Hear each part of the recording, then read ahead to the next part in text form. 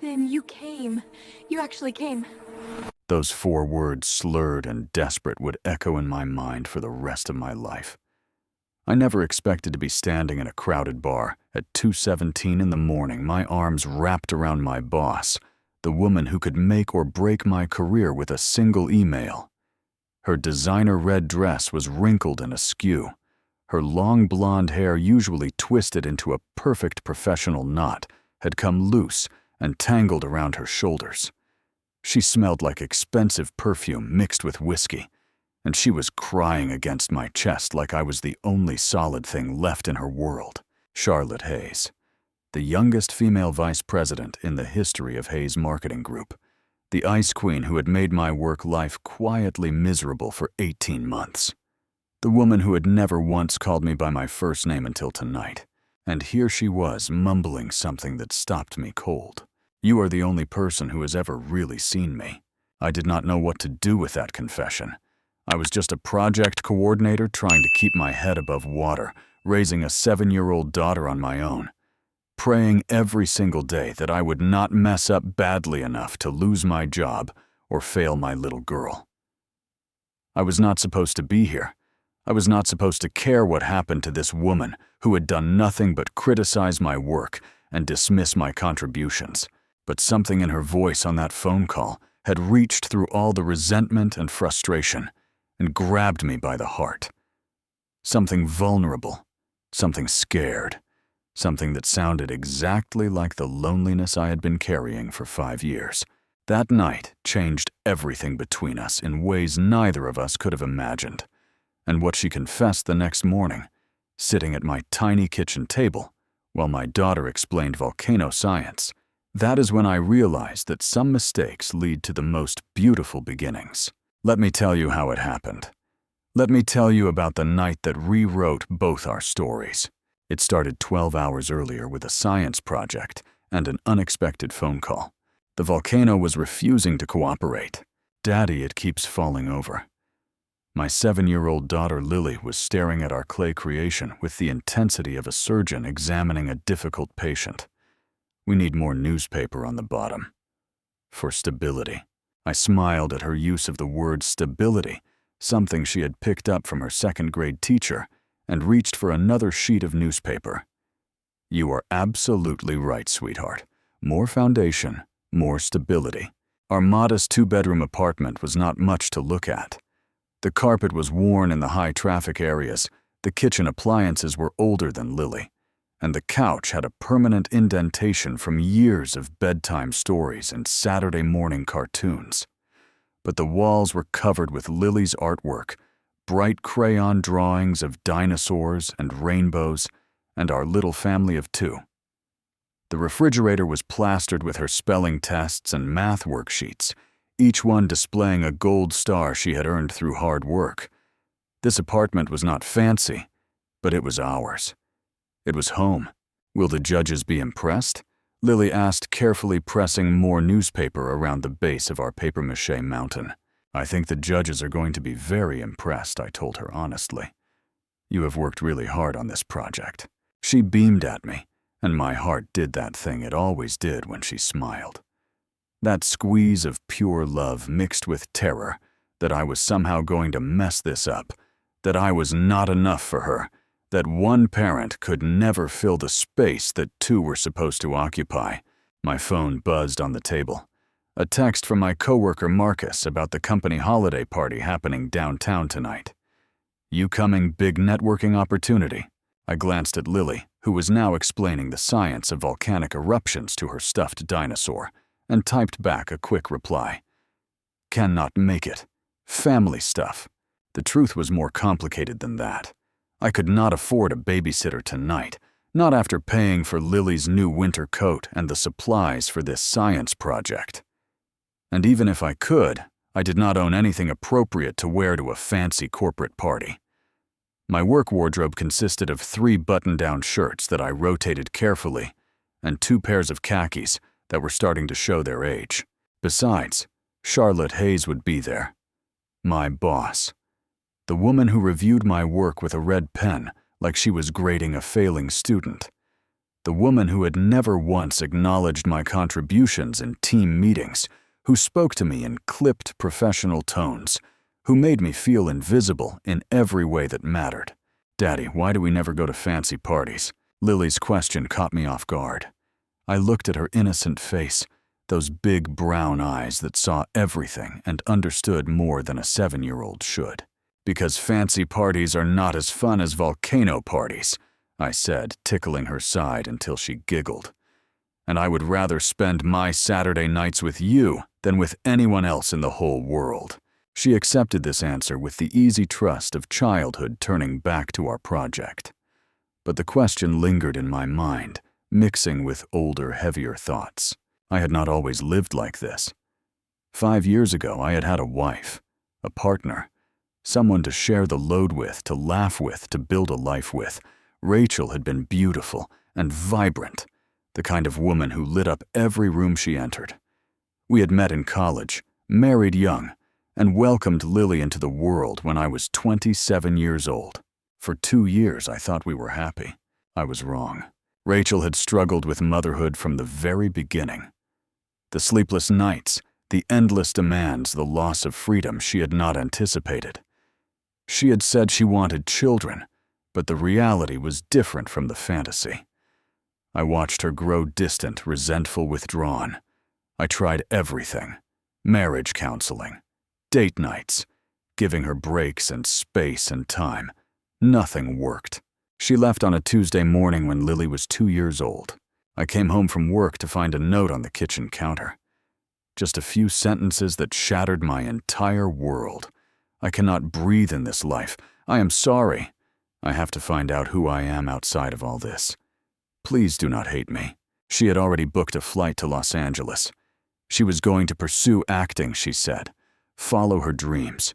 Find herself. She found herself all right. Last I heard, she was working as a waitress in some diner never made it in Hollywood. But she never came back for Lily. Not for birthdays. Not for Christmas. Not for the first day of school, or the science fair, or any of the 1,000 small moments that make up a childhood. She sent child support checks for 6 months, then stopped responding entirely. Her phone number changed. Her email bounced back. She just disappeared like our daughter was something she could simply opt out of. Lily cried for her mommy every night for a year. I learned to do everything alone. YouTube tutorials taught me how to braid hair. Pinterest fails taught me what not to pack in a lunchbox. I sat in parent-teacher conferences surrounded by couples, feeling the weight of that empty chair beside me. I figured out how to be both mother and father, though some days I felt like I was failing at both. I never dated after Rachel left. Where would I find the time? Where would I find the trust? My entire world narrowed down to 2 things: keeping my job and raising my daughter. Everything else fell away. "Daddy, I think we need the vinegar now." Lily's voice pulled me back to the present, to our tiny kitchen and our lopsided volcano, and the only thing that really mattered. "Not yet, sweetheart. We have to wait until the judges are watching. Remember, timing is everything." She nodded, seriously accepting this wisdom. My phone buzzed again, but this time it was not a text. It was a phone call. The caller ID showed a name that made my stomach drop. Charlotte Hayes. My boss was calling me at 9:47 on a Saturday night. This could not be good. I stepped away from the table, keeping my voice low, so Lily would not hear the anxiety in it. "Hello." The voice that came through the phone was nothing like the crisp, commanding tone I had grown accustomed to over 18 months of working under Charlotte Hayes. This voice was slurred, barely coherent, and underneath, the alcohol unmistakably scared. "Nathan." She said my first name. In all the time I had worked for her, she had never once called me Nathan. It was always Matthews, spoken with professional distance. Sometimes she did not address me at all, just launched into whatever critique or assignment she had for me. "Miss Hayes, is everything okay?" I heard something that might have been a laugh or might have been a sob. "No, nothing is okay. I need help." My chest tightened with something I did not expect concern. Where are you? What is wrong? The blue something. Downtown. Her words were running together. I cannot drive. My phone is dying. Nathan, please, I do not know who else to call. The line went dead. I stood there for a moment, phone still pressed to my ear, trying to process what had just happened. Charlotte Hayes, the woman who seemed to have everything under control, was drunk and stranded somewhere downtown. She had called me of all people. Me, the employee she seemed to barely tolerate. I should call someone else, I thought. Her family, her friends, someone who actually knows her. But I did not have any of those numbers. And something in her voice, that vulnerability I had never heard before, that fear, would not let me just ignore it. I knew only one bar downtown with blue in the name, the Blue Velvet Lounge. It was a high-end place where executives entertained clients and closed deals over expensive cocktails. Not my kind of scene at all, but I had heard people at work mention it. Sweetheart, Daddy needs to go help a friend. She is not feeling well, and she needs a ride home. I am going to call Mrs. Patterson to come stay with you, okay? Lily's eyes went wide. Is your friend sick? Something like that, I said, already dialing our elderly neighbor, who had watched Lily countless times over the years. Mrs. Patterson was a widow whose own children lived across the country. She adored Lily, and Lily adored her back. The phone rang twice before her warm voice answered. Nathan, everything okay? I am so sorry to call so late, Mrs. Patterson. Something came up at work, and I need to go help someone. Would you be able to come sit with Lily for a few hours? Of course, dear. I will be right over. You go help your friend. Relief flooded through me. She is asleep by 9 usually, and I will be back as soon as I can. Do not you worry about a thing. Go. 10 minutes later, Mrs. Patterson was settled on our couch with her knitting, and I was kissing Lily's forehead as she yawned. Will your friend be okay, Daddy? I hope so, sweetheart. Get some sleep. I will see you in the morning. She hugged me tight, her small arms squeezing with surprising strength. I love you, Daddy. I love you too, baby girl. More than anything in the whole world. I grabbed my old jacket, the one with the fraying cuffs that I kept meaning to replace, and headed out into the rainy Seattle night. My car was a 10-year-old sedan with more miles on it than I like to think about. But it started reliably and got me where I needed to go. As I drove toward downtown windshield wipers fighting the steady drizzle, I wondered what I was getting myself into. Charlotte Hayes had never given me any reason to help her. She had been cold dismissive sometimes, downright cruel in her professional criticism, but she had also sounded terrified, and I could not ignore someone who was scared and alone, no matter how they had treated me. That is just not who I am. The Blue Velvet Lounge was exactly the kind of place I did not belong. Crystal chandeliers cast warm light over polished wood and leather seating. Well-dressed people laughed and clinked glasses celebrating the holiday season with champagne and cocktails that probably cost more than my grocery budget for a week. The women wore designer dresses and expensive jewelry. The men wore suits that actually fit them properly. I walked in wearing faded jeans and a wrinkled button-down shirt that I had grabbed from the back of my closet. The hostess gave me a look that made it clear I was being judged and found wanting. I am looking for someone, I said before she could ask if I had a reservation. A woman. Blonde hair, probably wearing something formal. The hostess's expression did not change. We have a lot of blonde women here tonight, sir. I pushed past her, ignoring her protests. I did not have time for this. If Charlotte's phone had died, she was stranded with no way to call for help. And based on how she had sounded on the phone, she was in no condition to take care of herself. I scanned the crowded room, searching for familiar blonde hair. The holiday party crowd was in full swing, people laughing and dancing and celebrating.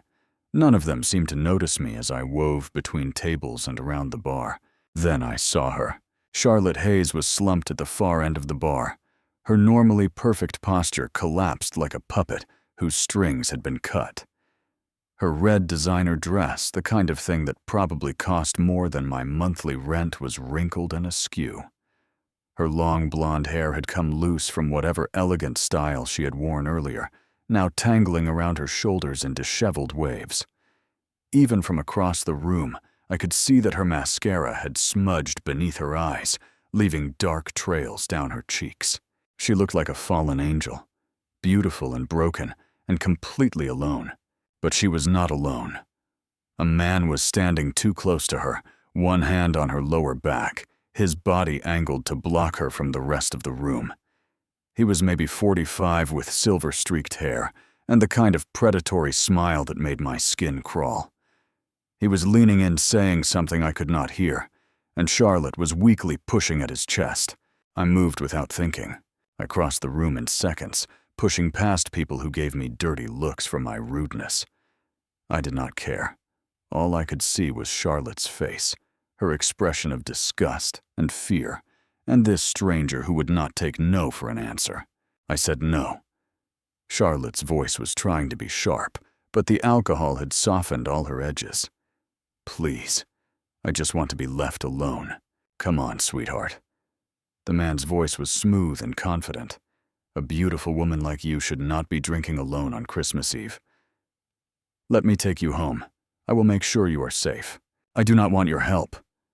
She pushed at him again, but she was too uncoordinated to make it effective. Please, just leave me alone. The man laughed. You can barely stand. You need someone to take care of you. I am just being a gentleman. Something hot and protective surged through my chest. I did not think. I just acted. There you are. My voice came out louder than I intended. Several people at nearby tables looked up. I have been looking everywhere for you. I positioned myself between Charlotte and the stranger, my shoulder deliberately blocking his access to her. I was not a big guy, was not intimidating in any physical sense, but I planted my feet and made it clear I was not moving. Nathan Charlotte blinked up at me, her blue eyes struggling to focus. You came. You actually came. Of course I did. I kept my voice steady, my stance firm. I am sorry I am late. Traffic was terrible. The man's predatory smile had frozen into something colder. And you are. Her ride, her colleague, her friend. I met his eyes directly, letting him see that I was not backing down. Thanks for keeping her company, but I have got it from here. For a long moment, he did not move. I felt the tension crackling between us. He was bigger than me, probably richer, definitely more connected. If this turned into something physical, I would lose. But I was not backing down. Not when Charlotte was looking at me like I was the only solid thing in her world. Finally, the man stepped back, raising his hands in mock surrender. Whatever, man. She is not worth the trouble anyway. He walked away, disappearing into the crowd, and I let out a breath I had not realized I was holding. Charlotte grabbed my arm, her grip surprisingly strong for how unsteady she was. He would not leave. Her voice was barely a whisper. I kept saying no, and he would not leave. I know. I crouched down to her level, one hand gentle on her shoulder. But you are safe now. I have got you. She stared at me for a long moment, her blue eyes swimming with tears. Then she leaned forward and pressed her face against my chest, her whole body shaking with sobs. Everyone left me. Her voice was muffled against my shirt. Everyone always leaves. I did not know what to say to that. I did not know what had happened to bring Charlotte Hayes, the most controlled woman I had ever met, to this point of complete breakdown. But I knew I could not leave her here. Can you stand? I asked gently. I think so. Maybe. She laughed, but it came out more like a sob. I am really drunk, Nathan. I noticed. Come on, let us get you out of here. Getting her to her feet was an adventure. She swayed dangerously, and I had to wrap my arm around her waist to keep her upright. Her red dress was definitely going to be wrinkled beyond repair, but I did not think she cared about that right now. I cannot go home, she said, suddenly panic flashing across her face.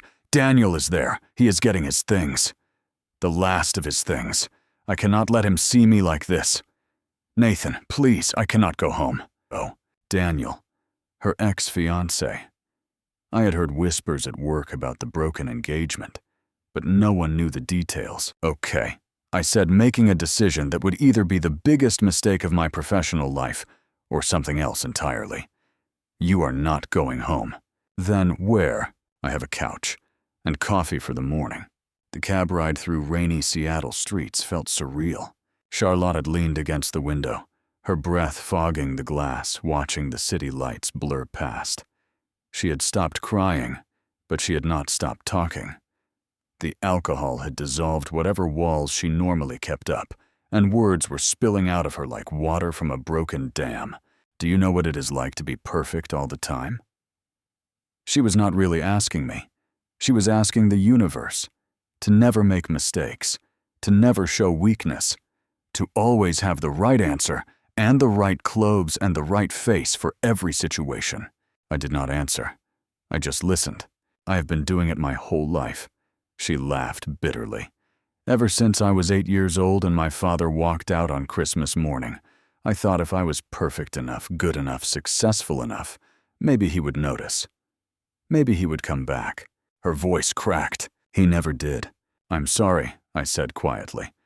That must have been incredibly hard. She turned to look at me, her blue eyes searching my face. Why are you being so nice to me? I have been horrible to you. I know I have. I have been cold and critical, and I have never once acknowledged how hard you work. I did not know what to say to that. The truth was she had been all those things. She had made my work life difficult in 1,000 small ways. But sitting here now, seeing the pain beneath the polish, I could not find it in myself to hold on to the resentment. Everyone deserves help when they need it, I said finally. She stared at me for a long moment, something shifting in her expression. Then she turned back to the window, and we rode the rest of the way in silence. My apartment building was not impressive. The lobby was small and slightly shabby, with fluorescent lights that buzzed, and an elevator that had been broken for 3 months. Charlotte did not seem to notice any of it, as I helped her up the 2 flights of stairs to my door. Mrs. Patterson met us at the door, her eyebrows rising slightly at the sight of the beautiful blonde woman leaning heavily on my arm. She is asleep, Mrs. Patterson whispered, nodding toward Lily's room. Has been for about an hour. Everything okay? It will be. Thank you so much for staying.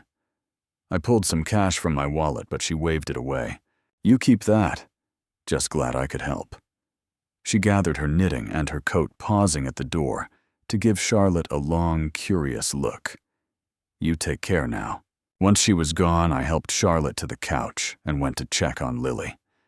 My daughter was sprawled across her bed in her favorite pajamas, the ones with the dancing dinosaurs, her stuffed T-Rex clutched to her chest. I adjusted her blanket and kissed her forehead, breathing in the sweet smell of her shampoo. When I returned to the living room, Charlotte had wandered to the wall of family photos. She was studying them with intense focus, swaying slightly on her feet. She looks like you, Charlotte said softly, pointing to a picture of Lily and me at the zoo. Same kind eyes, same smile. That is what everyone says. I moved to the couch and started setting it up with clean sheets and a pillow. She gets her stubbornness from her mother, though. Charlotte turned to look at me. Her mother. I hesitated. It was not something I talked about. Not with anyone. But something about tonight, about the rawness of everything, made the words come easier. She left when Lily was 2, I said, smoothing the sheets flat. Decided motherhood was not for her. I'm sorry. Charlotte's voice was barely a whisper. That must have been devastating. It was. I straightened up, meeting her eyes. But Lily and we figured it out. We are okay now.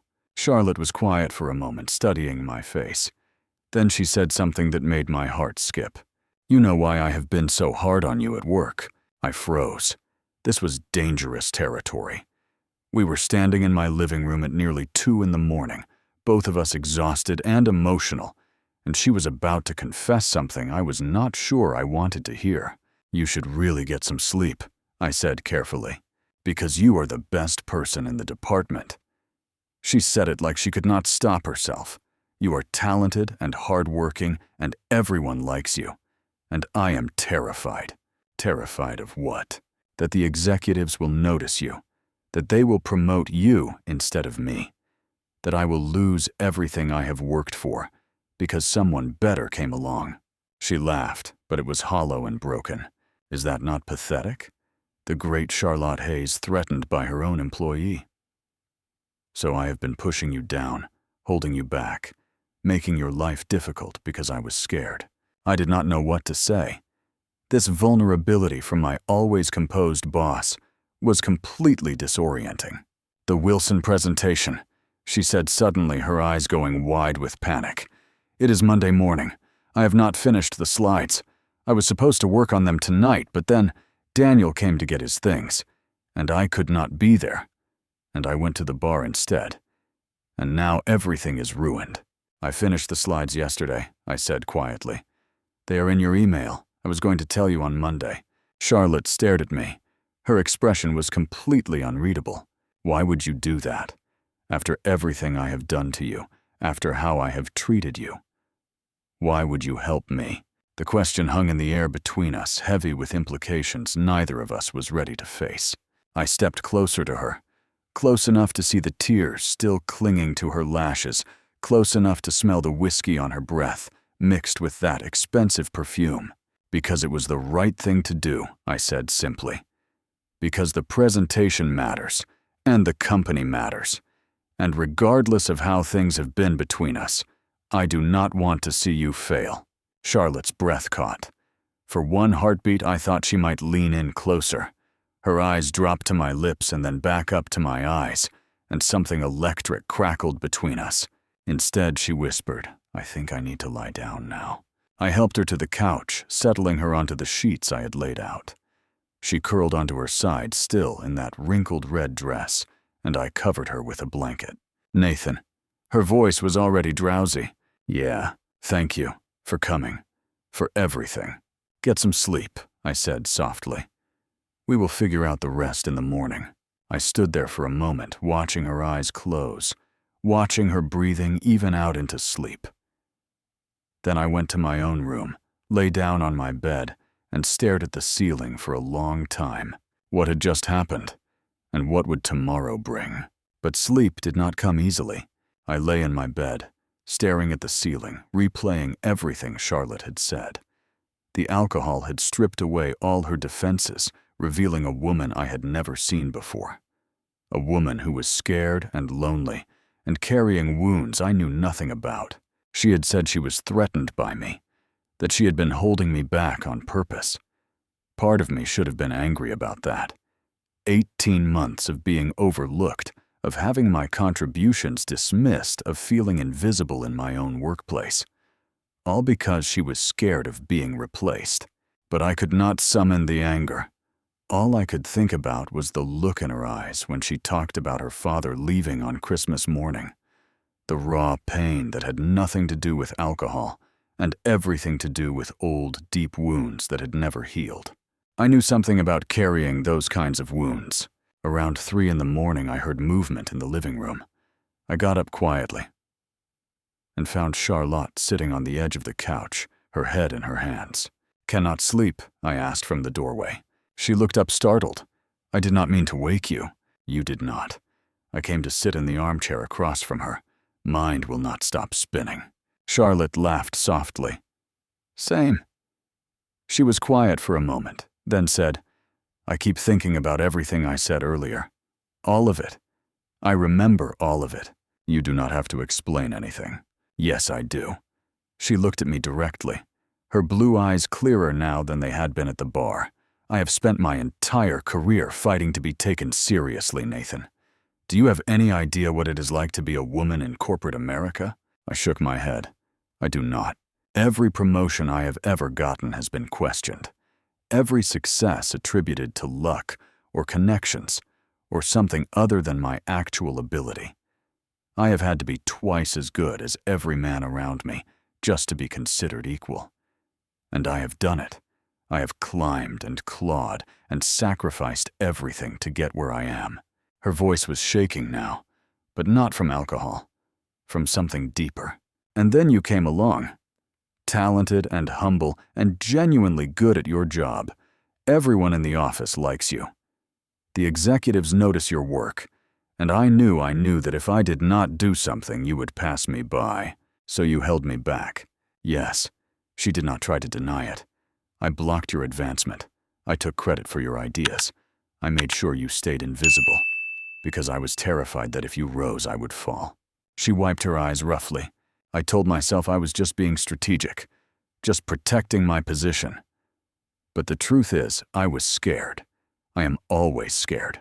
I have been scared my whole life. Of what? Of being left behind. Of not being good enough. Of waking up one day and realizing that all my success means nothing because I am completely alone. She laughed bitterly, which is exactly what happened tonight. Daniel finished moving out of our apartment. 3 years together, wedding plans, a future I thought was finally secure. And he took it all with him when he walked out the door with the woman he had been sleeping with for 6 months. I sucked in a breath. He cheated on you, with my assistant. Charlotte's voice was hollow. The woman I mentored, the woman I trusted. I found out 2 months ago. Tonight was the final step, the last of his things gone from our apartment. She looked around my modest living room. I could not be there, could not watch him pack up our life together. So I went to the bar instead. I was going to have 1 drink, and then go home once I knew he was gone. But 1 drink became 2, and 2 became too many. And then my phone was dying, and that man would not leave me alone, and I did not know who else to call. "Why did you call me?" Charlotte was quiet for a long moment. "Because you are the only person at work who does not seem to want something from me. Everyone else is always angling for promotions, or favors, or access. But you just do your job. You do not play politics. You do not try to use people." She met my eyes.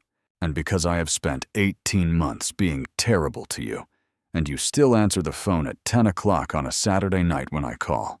I did not know what to say to that. "You should hate me," Charlotte said softly, "after everything I have done." "I do not hate you." I surprised myself with the truth of it. I was frustrated, sure. I knew something was holding me back, and I could not figure out what. But I do not hate you. Why not? Because I understand being scared. I understand doing things you are not proud of because you are trying to survive. And because tonight I saw the real you, the person underneath all the armor. And I do not think that person is someone I could hate. Charlotte stared at me, her expression unreadable. Then, so quietly I almost missed it, she said, "You might be the kindest person I have ever met." "Get some sleep," I said, gently standing up. "Things will look different in the morning." I went back to my room and finally fell asleep, dreaming of blue eyes and red dresses and second chances I never saw coming. I woke at 6:15 to the smell of coffee. For a moment I was disoriented. I did not remember setting my coffee maker, and Lily was definitely too young to be operating kitchen appliances. Then the events of the previous night came flooding back, and I bolted out of bed. I expected to find Charlotte still asleep on the couch, or maybe already gone, having slipped out in the early morning to avoid the awkwardness of facing me sober. What I found instead stopped me in my tracks. Charlotte was sitting at my tiny kitchen table, still wearing yesterday's wrinkled red dress, her blonde hair falling in messy waves around her shoulders. Across from her sat Lily, still in her dinosaur pajamas, her eyes bright with excitement, as she explained something with animated hand gestures. "And the volcano needs to have the right kind of cone shape," Lily was saying seriously. "That is what makes the lava flow properly. Mrs. Rodriguez showed us pictures of real volcanoes, and they all have this specific angle." Charlotte was nodding along, like Lily was presenting a doctoral thesis. "That makes perfect sense. The angle would affect the trajectory of the eruption." "Exactly." Lily beamed. "Daddy says I am going to be a scientist when I grow up." "I think he might be right," Charlotte said softly.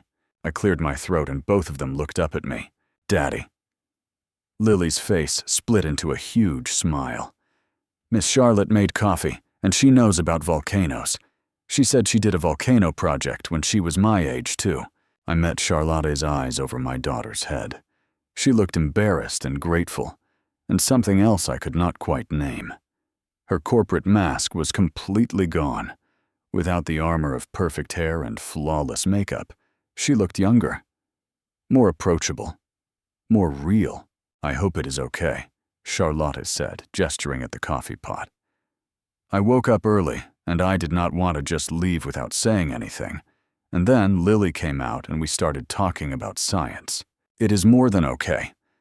I moved to pour myself a cup of coffee. "I see you two have become friends." Lily nodded enthusiastically. "Miss Charlotte is really smart, Daddy. She knew about all the different types of volcanoes. Did you know there are underwater volcanoes? They are called submarine volcanoes." I didn't know that, actually. But I was not about to steal Lily's thunder. "Tell me more." For the next 10 minutes, I listened to my daughter explain volcanic geology, while Charlotte added occasional comments that showed she was genuinely paying attention.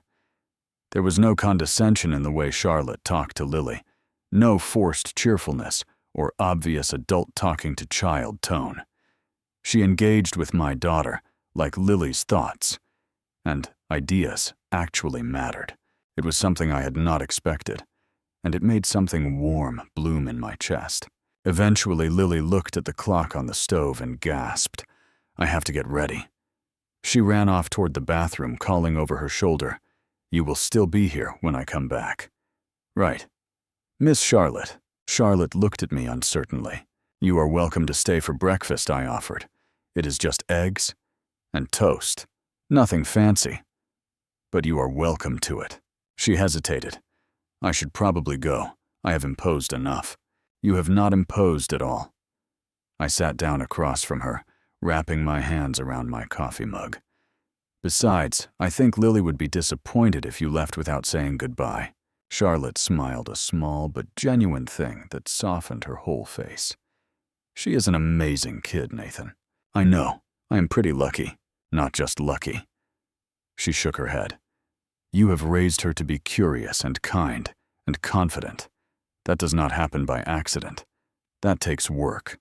I felt heat creep up my neck at the compliment. "I just try to be there for her." "Exactly." Charlotte's voice was soft. "You show up. Every day. That is more than a lot of parents do." The conversation lulled into comfortable silence. I could hear Lily singing to herself in the bathroom, something about dinosaurs and volcanoes that she had probably made up on the spot. "Nathan," Charlotte said finally about last night. I braced myself for what came next. The apology that would also be a goodbye. The request to pretend nothing had happened. The return to professional distance that would make the next months at work unbearable. What she said instead took my breath away.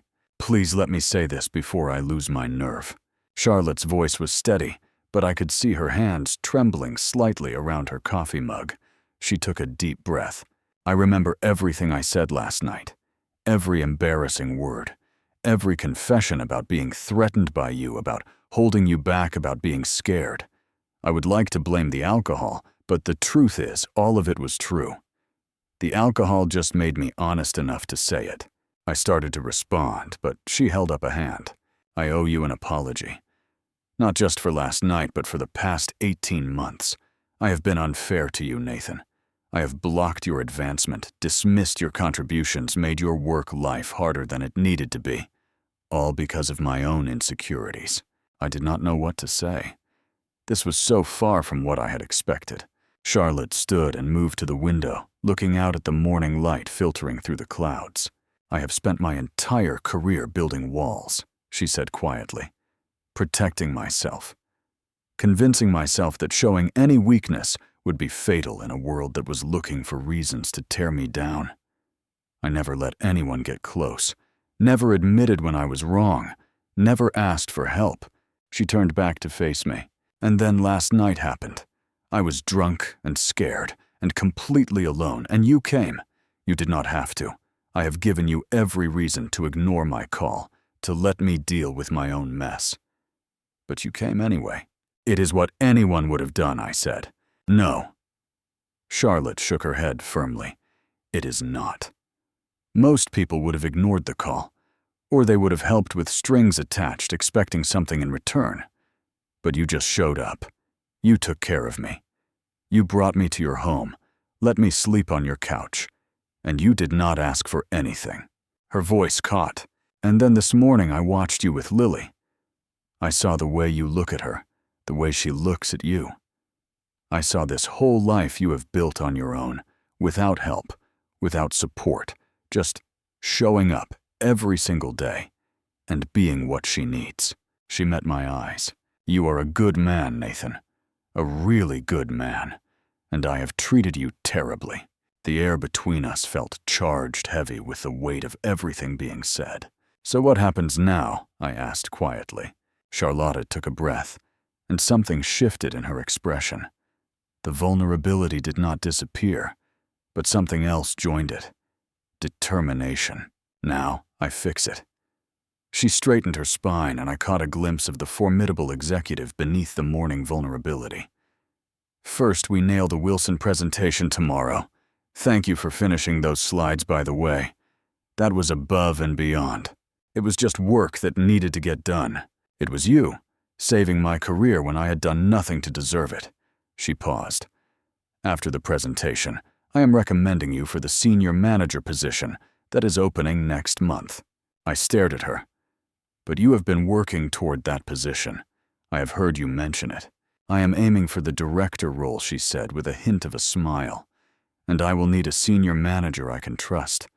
Someone who sees me at my worst and still shows up." The implications of what she was saying settled over me slowly. "Charlotte." I stood up, moving closer to her. "I do not want you to do this out of guilt. I do not want a promotion because you feel bad about what happened. That is not why I am doing it." She held my gaze steadily. "I am doing it because you deserve it, because you have earned it, because you are the best person in that department, and it is time I stopped pretending otherwise." We stood there facing each other in my small kitchen, the morning light catching the gold in her hair. "Is this going to be weird?" I asked finally. "At work, I mean. After everything." "Probably." She laughed softly. "But I think weird might be better than what we had before." "Miss Charlotte?" Lily's voice came from the hallway. "Can you help me with my hair?" Charlotta's eyes stayed on mine for one more moment. "May I?" I nodded, unable to speak, past the emotion suddenly clogging my throat. I watched her walk toward my daughter's voice, this woman who had been my adversary for 18 months, who had called me drunk and desperate, who had cried in my living room and confessed her fears. And I realized that sometimes the most unexpected nights lead to the most unexpected mornings. The Wilson presentation went flawlessly. Charlotte delivered my slides with the commanding presence that had made her the youngest VP in company history. I supported her with data points and follow-up answers. Our partnership seamless in a way that surprised us both. The clients were impressed. The executives noticed. After the meeting, Charlotte caught me in the hallway outside the conference room. "Nathan." She was back in full professional mode. Her hair perfectly styled, her blazer crisp, every trace of Saturday night's vulnerability hidden beneath corporate armor. "Can I speak with you for a moment?" "Of course." We stepped into an empty office and she closed the door behind us. "I wanted to thank you." Her voice was formal, but her eyes were warm. "That presentation could have been a disaster. Because of you, it was a success. It was a team effort." "No, it was not." She shook her head. "It was you going above and beyond when you had no reason to, when I had given you every reason not to." The professional distance felt strange now, after everything we had shared. I did not know how to navigate this new dynamic between us. "Charlotte," I started. "I know." She held up a hand. "It is complicated. I am your boss. There are rules and expectations, and 100 reasons why we should pretend Saturday night never happened." She paused. "But I do not want to pretend." "What do you want?" "I want to start over." She met my eyes directly. "Not as your boss and her subordinate. As colleagues. Maybe even as friends. I want to actually deserve the respect you showed me when you had every right to leave me stranded at that bar. I can work with that." "Good." She smiled, and it transformed her whole face. "And Nathan, the senior manager recommendation goes through this week. It is not favoritism. You have earned it. I am just finally doing what I should have done months ago." She reached out and touched my arm briefly, a gesture that sent warmth spreading through my chest. "Thank you for everything." Over the following weeks, the dynamics at work shifted in ways both subtle and significant. Charlotte still held high standards. She still expected excellence. But there was no more ice in her tone, no more dismissiveness in her feedback. She acknowledged my contributions in team meetings. She asked my opinion publicly and actually listened to the answers. The office noticed the change. Whispers circulated speculation about what had prompted the thaw in the Ice Queen's demeanor. I ignored the rumors and focused on my work, but I could not help but be aware of Charlotte in ways I had not been before. The way she tucked her hair behind her ear when she was thinking. The hint of a smile that played at her lips when something amused her. The red dresses she seemed to wear more often now, as if she knew that color made my heart beat a little faster. Days turned into weeks. The senior manager promotion came through just as Charlotte had promised. My new office was larger, with an actual door and a window that looked out over the Seattle skyline. The raise meant I could finally replace my worn-out couch and put a little money into savings for Lily's future. But the biggest change was not professional. It was the way I found myself thinking about Charlotte Hayes when I should have been thinking about spreadsheets and project timelines. The way my eyes sought her out in every meeting. The way my heart lifted when her name appeared on my phone. Something was growing between us. Neither of us was ready to name it yet. But it was there, and it was real. 3 weeks after that night, I was working late on a project deadline when Charlotte appeared in my doorway. "You are still here," she said, sounding surprised. I looked up from my computer screen, blinking in the sudden awareness that the office around me had gone dark and quiet. I did not realize how late it was. "It is almost 9. She stepped into my office, her heels clicking softly on the floor. "I was the last one out and I saw your light on. Just trying to finish the quarterly projections." I rubbed my eyes, suddenly aware of how tired I was. "I promised Lily I would be home for breakfast, so I need to knock this out tonight." Charlotte perched on the edge of my desk, her red dress a bright spot of color in the dim office. "How is Lily her volcano?" "Second place in the science fair." I could not keep the pride out of my voice. She was a little disappointed not to win first, but she rallied. Already talking about what she is going to do for next year. That is amazing. Charlotte's smile was genuine. She is such a special kid. She liked you, you know. I found myself saying the words before I could think better of them. She asked about you the next day. Wanted to know if you were feeling better. Charlotte's expression softened. "Tell her I am much better. Thanks to her dad." "I will." We sat in comfortable silence for a moment. The kind of silence that does not need filling. Outside the window, Seattle's lights glittered against the night sky. "Nathan." Charlotte's voice was quieter now. "Can I ask you something?" "Of course." "That night, when I called you, you could have ignored it. You could have let me figure it out on my own. Why did you come?" I thought about the question, trying to find the honest answer beneath all the easy ones. "Because you sounded scared," I said finally. "And I know what it is like to be scared and alone. I would not wish that on anyone, not even someone who has made my life difficult." Charlotte flinched slightly at my honesty. I deserved that. Maybe. I turned my chair to face her more directly.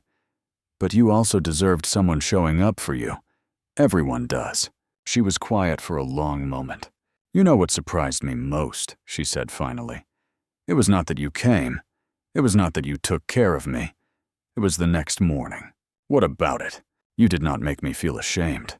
I showed up at your apartment drunk and emotional and completely out of control. I said things I never should have said.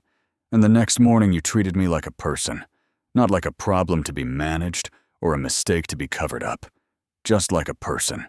Because that is what you are." Charlotte met my eyes, and something passed between us. Something that had been building for weeks, maybe longer. My phone buzzed on the desk. A text from Mrs. Patterson. "Lily is asking if you are coming home soon. She wants a bedtime story. Charlotte glanced at the message and smiled. Go. She stood up, smoothing her dress. Be with your daughter. The projections can wait until morning. I should stay and finish. Nathan. She said my name firmly. Go home to your little girl. I will review what you have so far and send you my notes. We can finish it together tomorrow. I hesitated, torn between responsibility and longing. But Lily's face swam in my mind, her disappointment, when Daddy came home after she was already asleep. Okay. I saved my work and reached for my jacket. Thank you, Charlotte. She walked me to the elevator, her heels echoing in the empty hallway. Nathan. She stopped me just as the elevator doors opened. Yeah, would you like to have dinner sometime? A real dinner. Not work-related. Not a thank you or an apology. Just two people getting to know each other. My heart jumped in my chest. I would like that, I said. I would like that very much. She smiled, and it was the most beautiful thing I had seen in years. I will call you, she said as the elevator doors closed between us. I rode down to the parking garage with a stupid grin on my face, feeling lighter than I had in longer than I could remember. Saturday evening found me standing in front of my bathroom mirror, second-guessing every choice I had made in the past hour. The shirt was borrowed from my brother Marcus, who was slightly larger than me, but had better taste in clothes. The jacket was my one nice piece, saved for weddings and funerals, and apparently first dates with women way out of my league. I had gotten a haircut that morning, trimming away the shaggy mess I had been too busy to deal with for months. You look nice, Daddy. Lily appeared in the doorway, her assessment matter of fact. Is this for your date with Miss Charlotte? I smiled at her in the mirror. You think it is okay? She tilted her head, considering. You should wear the blue tie. It matches your eyes. I do not think I need a tie, sweetheart. It is just dinner. Lily shrugged with the wisdom of 7 years. Okay, but I think she will like the blue tie. I wore the blue tie. Mrs. Patterson arrived to babysit, armed with knitting supplies and Lily's favorite board game. I kissed my daughter goodbye with the promise to tell her all about it in the morning. Have fun, Daddy, Lily called as I headed out the door. Do not be nervous. You are really nice and smart. She will definitely like you. I laughed despite my nerves. Thanks for the confidence boost, sweetheart. The restaurant Charlotte had chosen was a small Italian place in a quieter part of downtown. White tablecloths, candles on the tables, the kind of establishment I had walked past 100 times but never imagined actually entering. I arrived 10 minutes early and spent them fidgeting with my tie and wondering if I should have worn something else. Then Charlotte walked in and every thought flew out of my head. She was wearing a simple navy dress, elegant and understated, nothing like the power suits I saw every day at work. Her blonde hair was down, falling in soft waves around her shoulders. Without the corporate armor, she looked younger, more approachable, more beautiful than ever. Hi. She smiled as she reached the table. I was not sure what to wear. Is this okay? You look incredible. The words came out before I could stop them. Charlotte's cheeks flushed slightly. Thank you. You clean up pretty nicely yourself. Borrowed shirt, I admitted. My brother's. She laughed, and the sound melted away some of my nervousness. We sat down, ordered wine, and for a few minutes made small talk about work and weather and nothing important. But eventually the conversation deepened. Can I ask you something?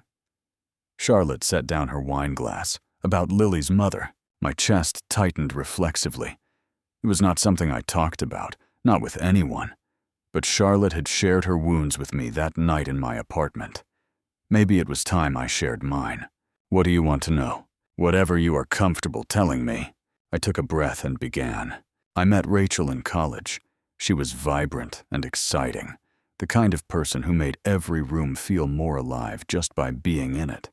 We got married young, probably too young, and for a while it felt like a grand adventure. Charlotte listened without interrupting, her blue eyes focused entirely on me. When Lily came along, things changed. Rachel struggled from the beginning. The sleepless nights, the endless demands, the loss of freedom she had not anticipated. She had said she wanted children, But the reality was different from the fantasy. I paused, collecting my thoughts. I tried everything. Marriage counseling, date nights, giving her breaks and space and time. Nothing worked. She grew more distant every day, more resentful, more withdrawn. And then, one Tuesday morning, when Lily was 2 years old, I came home from work and found a note on the kitchen counter. What did it say? The words were seared into my memory. I cannot breathe in this life. I am sorry.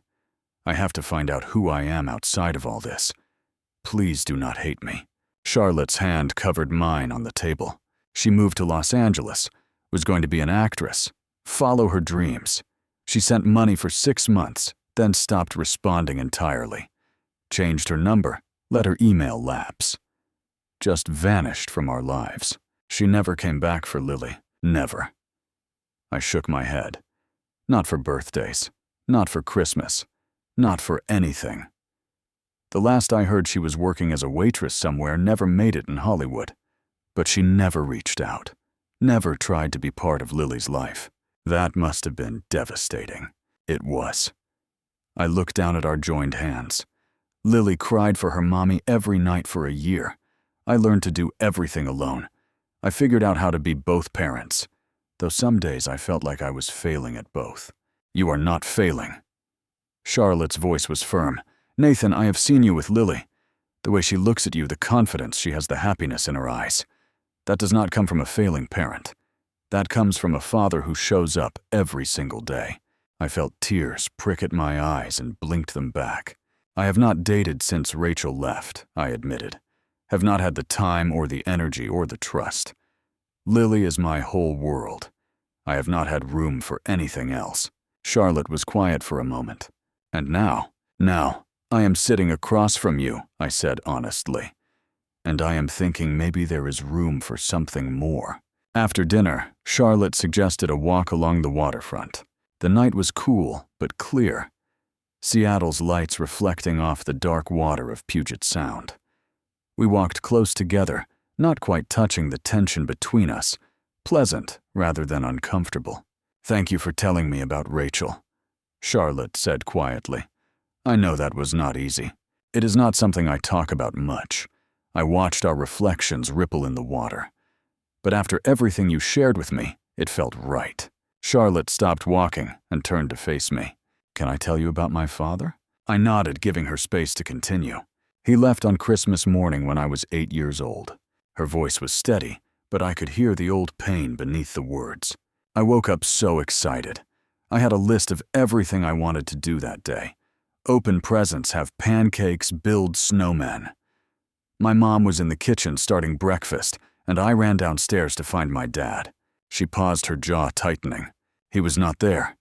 He had packed a bag during the night while we slept and driven away before dawn. Did not leave a note. Did not say goodbye. Just vanished. Charlotte. I reached for her hand. She let me take it, squeezing my fingers tightly. We found out later that he had been having an affair. Had another family across town, a woman with 2 kids already. He had been living a double life for years, and that Christmas morning, he finally chose which life he wanted. He did not choose you. He did not choose me. Her voice cracked. I was 8 years old, and my father looked at his options and decided I was not worth keeping. The pain in her eyes was raw even after all these years. My mother worked 3 jobs to keep us afloat. I raised myself mostly, made straight A's, because I thought if I was perfect enough, successful enough, maybe he would notice. Maybe he would come back. Did he? Never. Charlotte shook her head. He never reached out, never tried to explain. I saw him once years later at a restaurant with his other family. He looked right through me like I was a stranger. We stood there in silence, the city lights glittering around us. So I threw myself into success, she continued. Climbed every ladder, broke every ceiling, proved to everyone that I did not need anyone. And every achievement was a silent scream into the void. Look at me, Dad. Look at what I became without you. And it never filled the emptiness. No. Her laugh was bitter. And neither did Daniel. I thought finding someone who loved me would fix everything. But I was so scared of being left again that I never really let him in. I kept waiting for him to leave, and eventually he did. She turned to look at me directly. That is why I called you that night, Nathan. Not because I thought you would come, but because you were the only person I could think of who might not make me feel worse about myself. And did I? No. She smiled, small, but genuine. You made me feel like maybe I was not completely broken. Like maybe there was still someone in this world who could see me as a person instead of a problem. I stepped closer to her, close enough to see the tears glistening in her eyes. You are not broken, Charlotte. You are wounded. There is a difference. Wounds heal. How do you know? Because I am wounded too. I touched her face gently, and I think maybe we heal each other. Charlotte leaned into my hand, her eyes closing briefly. I am scared, she whispered. Of what? Of this. Of you. Of feeling something and having it taken away again. I understand. I tilted her chin up so she was looking at me. But I'm not going anywhere. And neither is Lily. We are not your father. We are not Daniel. We are not going to wake up one day and decide you are not worth keeping. She laughed, watery but real. Is that a promise? That is a promise. When I kissed her for the first time, it was soft and careful and full of all the things we were not ready to say yet. She tasted like wine and possibility, and when we pulled apart, she was smiling. Would you like to meet Lily? I asked. Officially, I mean, as someone important to me. Charlotte's smile widened. I would love that. The following Saturday, Lily vibrated with excitement from the moment she woke up. Is Miss Charlotte really coming for dinner, Daddy? Like a real dinner at our house. A real dinner, I confirmed, trying to wrestle her hair into something resembling a ponytail. She is bringing flowers, and she might have a surprise for you. A surprise. Lily's eyes went round. What kind of surprise? If I told you, it would not be a surprise. She bounced impatiently while I finished her hair, then ran to her room to arrange her dinosaur collection for optimal presentation. I spent the afternoon cleaning the apartment, cooking pasta from scratch for the first time in years, and trying not to have a nervous breakdown. This was a big deal. I had not introduced Lily to anyone since Rachel left. My daughter was my whole world, and bringing someone new into that world felt like standing on the edge of a cliff, exhilarating and terrifying in equal measure. The doorbell rang at exactly 6 o'clock. I will get it. Lily sprinted for the door before I could stop her. I heard her yank it open and announce, Miss Charlotte, you are here. Did you bring the surprise? Charlotte's laugh floated down the hallway. Hello, Lily. It is so nice to see you again. And yes, I did bring a surprise. I reached the door to find Charlotte standing there with flowers in one hand and a gift bag in the other. She looked beautiful, in a simple sweater and jeans, her blonde hair pulled back in a casual ponytail. These are for the table, she said, handing me the flowers. And this is for you, Lily. My daughter tore into the gift bag with the enthusiasm of a tiny tornado. When she pulled out the book inside her face, lit up brighter than I had ever seen it. The Complete Guide to Volcanoes. She breathed the words like they were sacred. Daddy, look. It has pictures of every kind of volcano in the whole world. I remembered you said you liked volcanoes, Charlotte said, crouching down to Lily's level. I thought maybe we could look at it together sometime. Lily threw her arms around Charlotte's neck in a fierce hug. This is the best present ever. Thank you, thank you, thank you.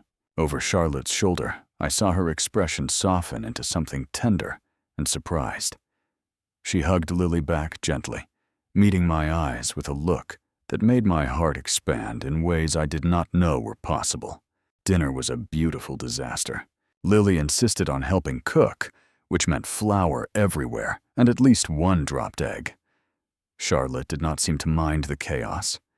She jumped in to help, kneeling beside Lily to roll meatballs, laughing when the dough stuck to her fingers, engaging with my daughter like she actually enjoyed the pandemonium.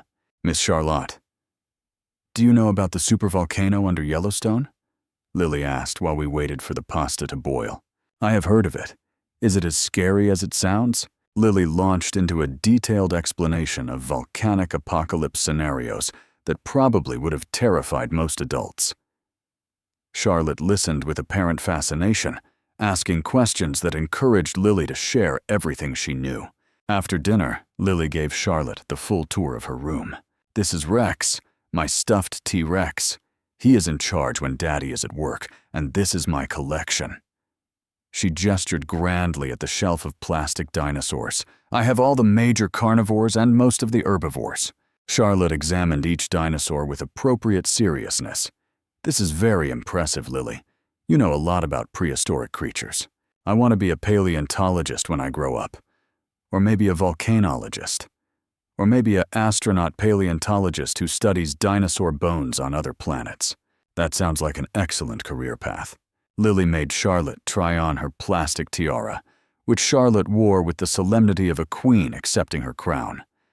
Then they played Candyland on the living room floor, while I cleaned up the kitchen, listening to their laughter float through the apartment. Miss Charlotte Lily's voice drifted to me suddenly serious. "Yes, sweetheart. Are you going to be my daddy's girlfriend?" I nearly dropped the pan I was drying. There was a pause, and then Charlotte's voice gentle and careful. "Would that be okay with you?" Lily considered for a long moment. "Do you know about dinosaurs?" "I know a little, but I would like to learn more." Another pause. "Okay then, you can be his girlfriend, but you have to play Candyland with me sometimes." "Deal." I heard them shake on it, formal and adorable, and my heart felt like it might burst. When Charlotte got ready to leave later that evening, Lily hugged her fiercely at the door. "You will come back." "Right." My daughter's voice was small, vulnerable in a way that reminded me how much she still craved the presence of a mother figure. Charlotte knelt down to look Lily in the eyes. "I promise I will come back, as often as your daddy will let me." Satisfied, Lily waved goodbye and headed to her room to get ready for bed. I walked Charlotte to her car, the cool night air filled with possibility. "She is wonderful, Nathan." Charlotte's voice was thick with emotion. "You have done such an amazing job with her. She liked you." I found myself smiling. "I think you passed the dinosaur test." Charlotte laughed, the highest bar to clear. "What did she whisper to you?" I asked. "When she hugged you goodbye." Charlotte's eyes glistened in the streetlight. "She said, 'Please come back.' Nobody ever comes back." My throat tightened. I pulled Charlotte close and kissed her softly. "Come back," I whispered against her lips. Always, she promised. The weeks that followed blurred together in a montage of growing happiness. Charlotte became a constant presence in our lives. Dinner at our apartment twice a week became dinner 3 times, then 4. She started keeping things at my place. A toothbrush in the bathroom, a change of clothes in my closet, her favorite coffee mug on the shelf beside mine. Lily flourished under the attention. She dragged Charlotte to the zoo to see the dinosaur exhibit, insisted on teaching her the proper names, for every prehistoric creature declared her an official member of the Volcano fan club. I fell deeper every day, not just for Charlotte's beauty, though she took my breath away every time I saw her. Not just for her intelligence, though her mind fascinated me. I fell for the way she talked to my daughter, the patience she showed during homework meltdowns, the genuine interest she took in Lily's hopes and dreams. I fell for the woman beneath the corporate armor, the one who laughed at silly jokes and cried at happy endings and danced in the kitchen while we cooked dinner. 3 months in, Lily slipped up. She was doing homework at the kitchen table, while Charlotte helped her with multiplication tables. I was making dinner, listening to their conversation with half an ear. 9 times 7 is hard, Lily complained. It is hard, Charlotte agreed. But you are doing great. Let us try using a trick I learned when I was your age. Lily listened intently, then her face brightened as the concept clicked. I get it. Thanks, Mom. The word hung in the air like a held breath. Charlotte froze. Lily's eyes went wide with horror. I am sorry. Lily's voice was panicked. I did not mean to say that. I know you are not my mom. I am sorry, I am sorry. Hey. Charlotte's voice was gentle. She reached out and took Lily's hands. Look at me, sweetheart. Lily looked up, tears threatening to spill. You can call me whatever feels right, Charlotte said softly. Whatever makes you comfortable. I am not trying to replace anyone. I am just happy to be here with you and your daddy. Really? Lily considered this for a moment. Then, with the decisive certainty of a 7-year-old, she nodded. Okay, I will call you Charlotte for now. But maybe someday, Charlotte agreed. I watched them from the kitchen, my heart so full it ached. Later that night, after Lily was asleep, Charlotte and I curled up on the couch. Some movie played on the television that neither of us was watching. She called me Mom, Charlotte said quietly. I know. I have never had anyone call me that before. How did it feel? Charlotte was quiet for a long moment. Terrifying, she admitted. And wonderful. And like maybe this is what I have been looking for my whole life without knowing it. I pulled her closer. Charlotte. Yes, I love you. The words came out soft and certain, nothing like the rehearsed speech I had imagined giving someday. Just truth, simple and undeniable. Charlotte turned to look at me, her blue eyes shining. I love you too. She said it like a confession and a promise wrapped together. I love you and I love Lily, and I do not want to pretend I do not anymore. I kissed her then, deep and slow, and full of everything we had been building toward. When we finally pulled apart, both breathless, Charlotte was crying. I never thought I would have this, she whispered. A family. People who wanted me around. I spent so long convinced I was not worth keeping. You are worth everything, I told her fiercely. And we are not going anywhere. We stayed up talking until 2 a.m, making plans and sharing fears, and dreaming out loud about what the future might hold. For the first time in 5 years, I believed that future might be beautiful. 5 months into our relationship, the rumors started. I had noticed the whispers before, the way conversations stopped when I entered a room, the knowing looks exchanged between colleagues. I had ignored them, focused on my work. Told myself it did not matter what people thought, but it mattered to Charlotte. I saw it in the tension in her shoulders during meetings, the way she maintained careful professional distance whenever we were in the same room at work, the way she second-guessed every decision that involved me, worried that people would see favoritism where there was only fairness. We had tried to keep things separate. At the office, she was Miss Hayes, the demanding VP who held everyone to impossible standards. I was Matthews, the senior manager who had earned his position through hard work and dedication. Our relationship existed in a parallel universe, one where we were just two people who loved each other. But office politics does not respect parallel universes. The confrontation came on a Tuesday afternoon. I was in the break room pouring my 3rd cup of coffee when Kevin Rhodes cornered me by the vending machine. Kevin was a senior manager in another department passed over for the position I had received. He had never forgiven me for it, and he had never been subtle about his resentment. Matthews. His voice was loud enough for the half-dozen other people in the break room to hear. Burning the midnight oil or just enjoying the perks of executive access, I kept my voice even. Just getting coffee, Kevin. Right. He laughed an ugly sound. Must be nice having a direct line to the VP. Some of us have to actually earn our promotions the old-fashioned way. Meaning what exactly? Come on. Kevin's smile was nasty. We all see how she looks at you in meetings. How you are suddenly the golden boy after years of being invisible. It does not take a genius to figure out what is going on. My hands tightened around my coffee mug. Nothing is going on. Sure. He stepped closer, lowering his voice to a theatrical whisper that everyone could still hear.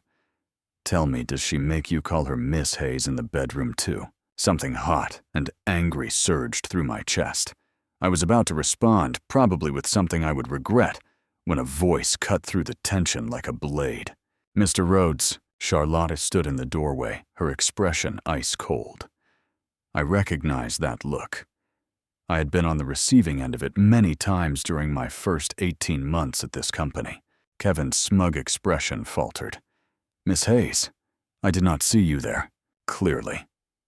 Charlotte walked into the break room, her heels clicking against the tile. She stopped directly in front of Kevin, close enough that he had to look up at her. "Would you like to repeat what you just said? I want to make sure I heard correctly." "I was just making conversation." "Were you?"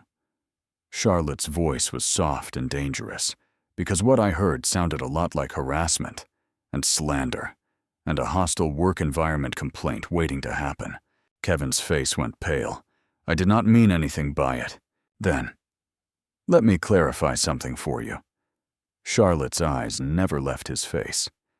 Mr. Matthews received his promotion based on 18 consecutive months of the highest performance metrics in his department. His work was reviewed by the executive committee. His advancement was approved through proper channels. None of it had anything to do with me personally. She paused, letting the words sink in. "So if you have concerns about appropriate workplace conduct, I suggest you take them to HR rather than spreading malicious gossip in the break room. Unless you would like me to schedule that meeting myself." Kevin muttered something that might have been an apology and fled. The break room was silent. Everyone was carefully not looking at either of us. Charlotte turned to me, her professional mask firmly in place. "Mr. Matthews, a word in my office, please." I followed her down the hallway, aware of every eye tracking our progress. She did not speak again until her office door closed behind us. Then her composure cracked. "I am so sorry." She pressed her hands to her face. "I should have handled that better. I should have stayed quiet and let you defend yourself. Charlotte, now everyone is going to think I am protecting you, that there is something going on, which there is. But that is not why you got promoted. And now nobody is going to believe." "Charlotte." She stopped her pacing and looked at me. "Thank you," I said, "for defending me. I made it worse. You did not." I crossed to her, taking her hands in mine. "You told the truth. Everything you said was accurate. But the way I said it, the emotion in my voice, everyone saw." I cupped her face in my hands. "Let them see," I said quietly. "I am not ashamed of loving you. Are you ashamed of loving me?" "No." Her answer was immediate. "Never." "Then we figured this out together. We handle the gossip together. We do not let other people's opinions poison what we have." Charlotte leaned into my touch, her eyes closing. "I am scared," she whispered, "of losing you, of losing everything." "You will not lose me." I kissed her forehead gently. "We are in this together." That evening, Charlotte came over for dinner as usual, but something was different. She was quiet through the meal, distracted while helping Lily with homework, distant in a way she had not been in months. After Lily went to bed, I found her sitting on the couch, staring at nothing. "Talk to me," I said, sitting beside her. "Maybe we should slow down." The words hit me like a punch to the gut. "What?" Charlotte would not meet my eyes. "At work, I mean. Maybe we should be more careful, more discreet. People are talking, and I do not want them saying you did not earn your success." I reached for her hand, but she pulled away. "I have worked so hard, Nathan." She finally looked at me, and I saw fear in her eyes. "My whole career, everything I have sacrificed. If people think I am giving you unfair advantages, it undermines all of it." "Do you think you are giving me unfair advantages?" "No, but that is not what matters. What matters is perception." I let that sit between us for a moment. "What are you really afraid of?" Charlotte was silent for a long time. "I am afraid of ruining this," she whispered finally. "Of ruining everything. I have a track record, Nathan. Everyone I have ever cared about has left. My father, Daniel. Maybe I am not capable of being what you and Lily need. Maybe eventually you will realize I'm not worth the trouble." The words were so raw, so honest that my heart broke for her. "Charlotte." I moved closer, taking her hands despite her resistance. "Look at me." She lifted her eyes reluctantly. "I am not going anywhere. Neither is Lily. We are not your father. We are not Daniel. We are not going to wake up one day and decide you are not worth keeping." "How can you be sure?" "Because I have been on the other side of that."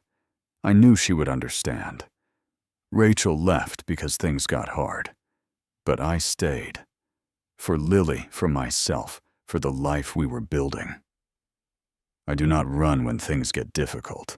Charlotte's eyes filled with tears. I do not know how to trust that. I know. I squeezed her hands. But you do not have to trust it today. You just have to stay. Tomorrow you stay again. And the day after that. Eventually you will believe it. She laughed, watery but genuine. You make it sound so simple. It is not simple. But it is worth it. You are worth it.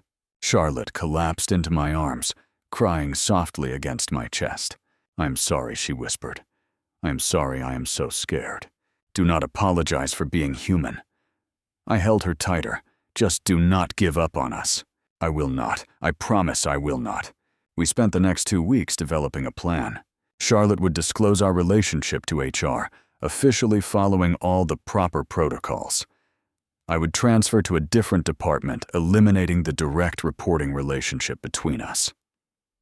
Same level, same pay, just different oversight. It was the right thing to do, the professional thing, and it would take away any ammunition for jealous colleagues like Kevin. The process was smoother than I expected. HR was surprisingly supportive. Apparently, we were not the first office romance they had navigated, and our proactive approach earned us goodwill. My new department head was a woman named Margaret Chen, who had heard good things about my work. She welcomed me with genuine enthusiasm and immediately put me on challenging projects that showcased my abilities. The gossip faded gradually. Without the direct reporting relationship, there was nothing scandalous to talk about. Charlotte and I were just 2 colleagues who happened to be dating. It was not even particularly interesting. At work, we maintained professional boundaries. We did not touch in the office, did not have lunch together where everyone could see, did not give anyone reason to question our judgment. But at home, our relationship deepened. Charlotte officially moved in 6 months after our first date. Lily helped decide where everything would go, treating it like the most important interior design project in human history. The dinosaur books go next to the volcano books, she declared firmly. And Charlotte's shoes go in the closet by the door because she has a lot of shoes. Charlotte laughed. I do have a lot of shoes. It is okay. Lily patted her hand reassuringly. Daddy says collecting things is healthy. The apartment was crowded now. 3 people in space designed for 2. But it did not feel cramped. It felt full.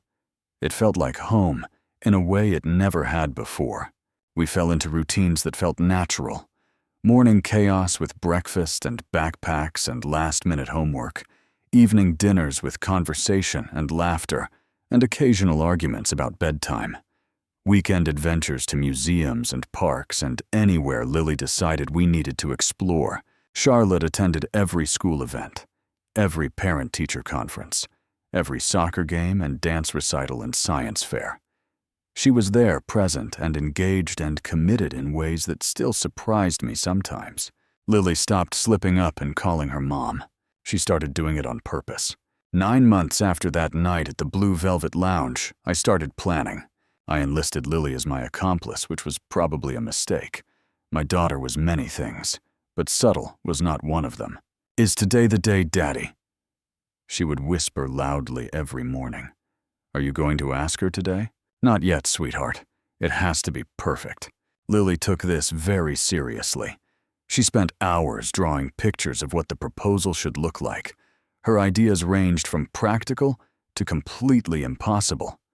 One involved hiring a dinosaur. Another involved volcanoes. We settled on something simpler. The waterfront where Charlotte and I had first shared our stories. The place where she had told me about her father, where I had told her about Rachel. The place where we had had our first kiss.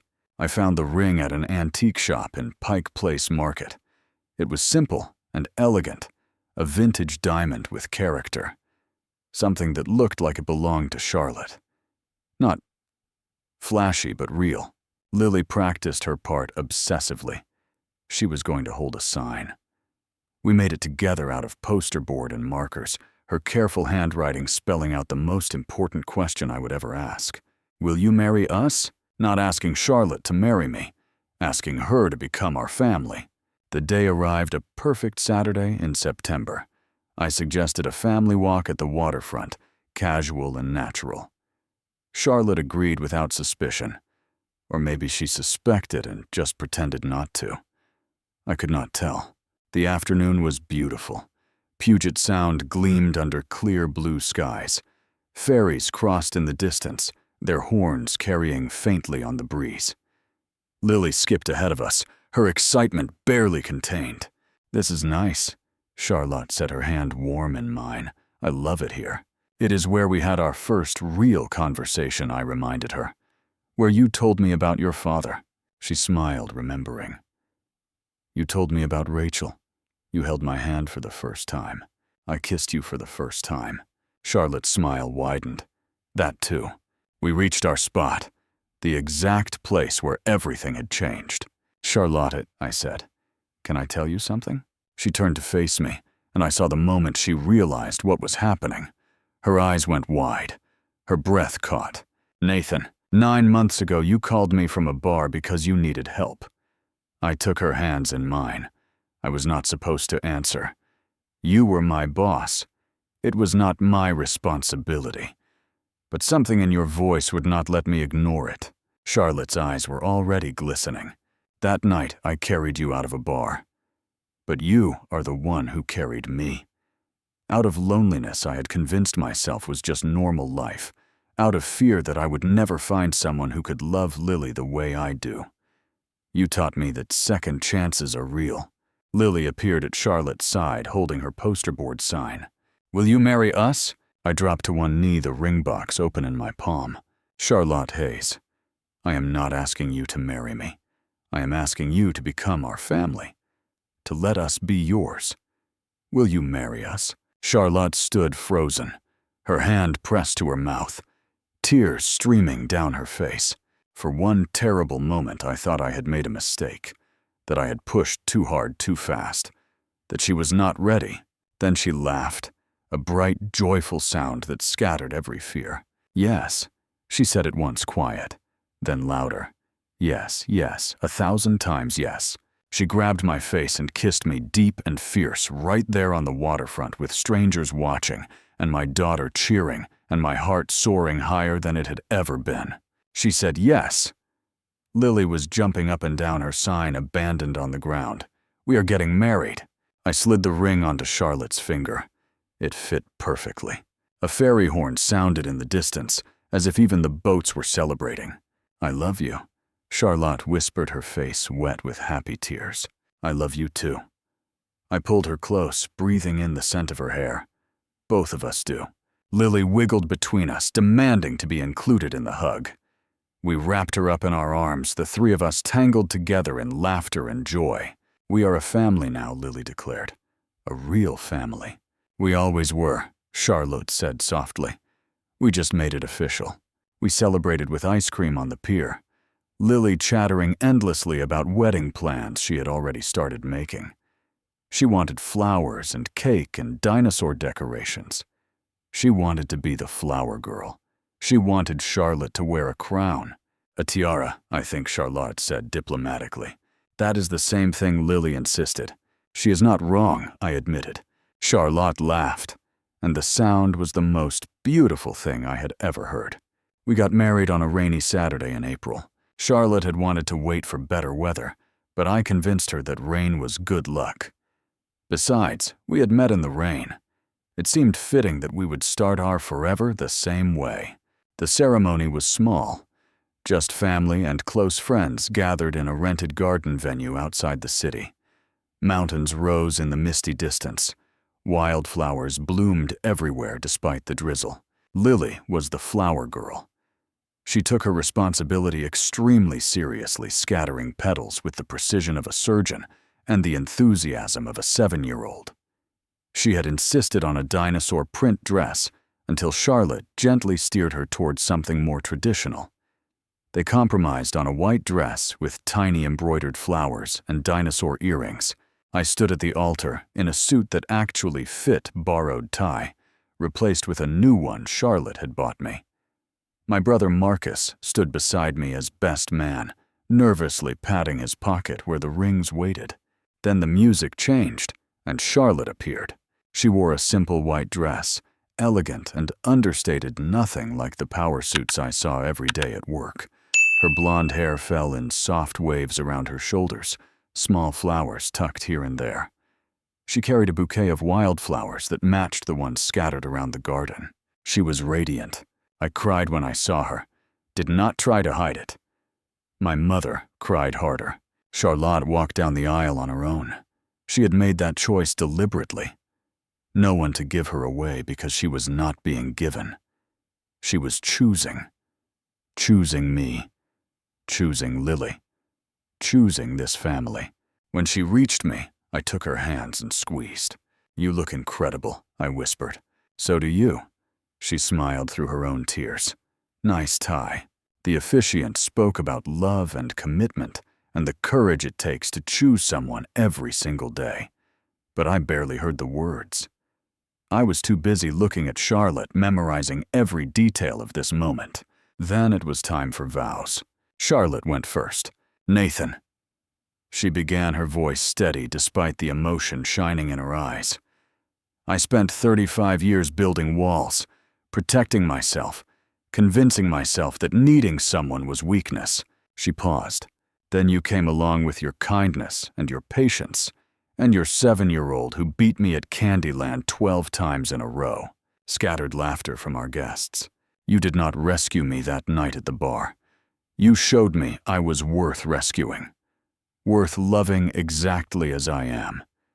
You taught me that strength is not about doing everything alone. It is about letting someone carry you when you cannot carry yourself." She squeezed my hands. "I promise to love you, to support you, to be the mother Lily deserves and the partner you have always needed. I promise to choose our family every single day for the rest of my life." "My turn, Charlotte." I cleared my throat, fighting the emotion threatening to overwhelm me. I used to think my story was about loss, about raising Lily alone, about surviving instead of living. I looked at Lily standing beside us with her flower basket beaming. Then you stumbled into my life, literally, in very expensive heels. Charlotte laughed through her tears. "You taught me that second chances are not just possible. They are beautiful. You taught Lily that mothers can come back, just in different forms. You taught me that the family we choose is just as real as the family we are born into." I brought her hands to my lips. "I promise to carry you home whenever you need it, to see you, really see you every single day, to love you through the hard times and celebrate with you through the good ones. For the rest of our lives." The officiant pronounced us married. Lily cheered so loud the neighbors probably heard. Our first kiss as husband and wife tasted like happy tears and new beginnings, and everything I had stopped believing was possible. 2 years later, our house is louder than I ever imagined. We moved shortly after the wedding into a 3-bedroom home with a backyard big enough for Lily's increasingly elaborate science experiments. Charlotte converted the spare room into a home office, and I built a workshop in the garage for the projects Lily and I tackle on weekends. Lily is 9 now, still obsessed with dinosaurs and volcanoes, thriving in 4th grade. She is confident and kind and curious about everything. Teachers say she is a natural leader. I say she is her mother's daughter, both her mothers. Charlotte made director last year, then VP of an entire division. She works from home 2 days a week now. Non-negotiable. She would rather be present for dinner than impress people at another late meeting. I run my own department these days, respected, successful, doing work that matters. But I leave at 5 every day. Family first. 6 months ago, Charlotte and I got the news we had been hoping for. We are having a baby. Lily was the first person we told. Her reaction was everything we had hoped for.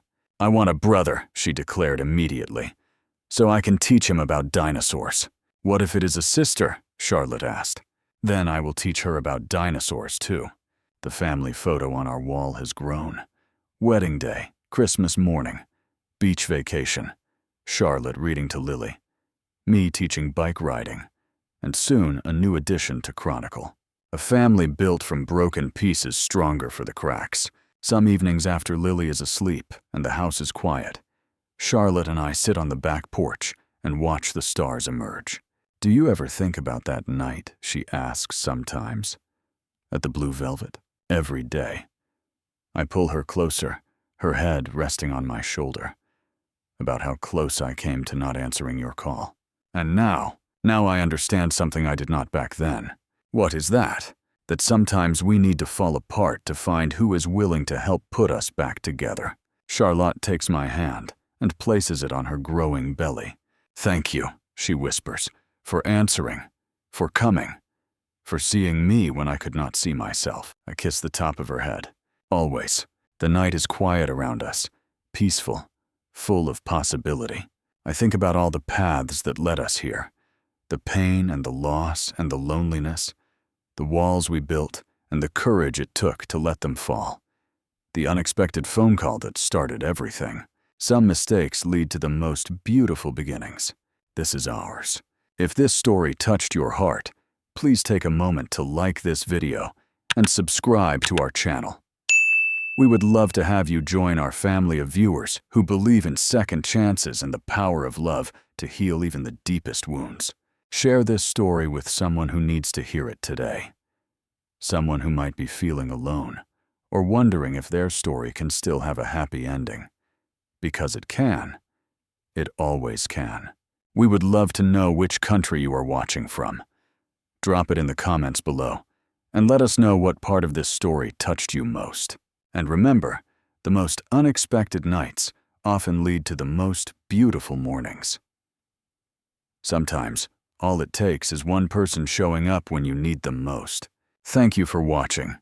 We will see you in the next story.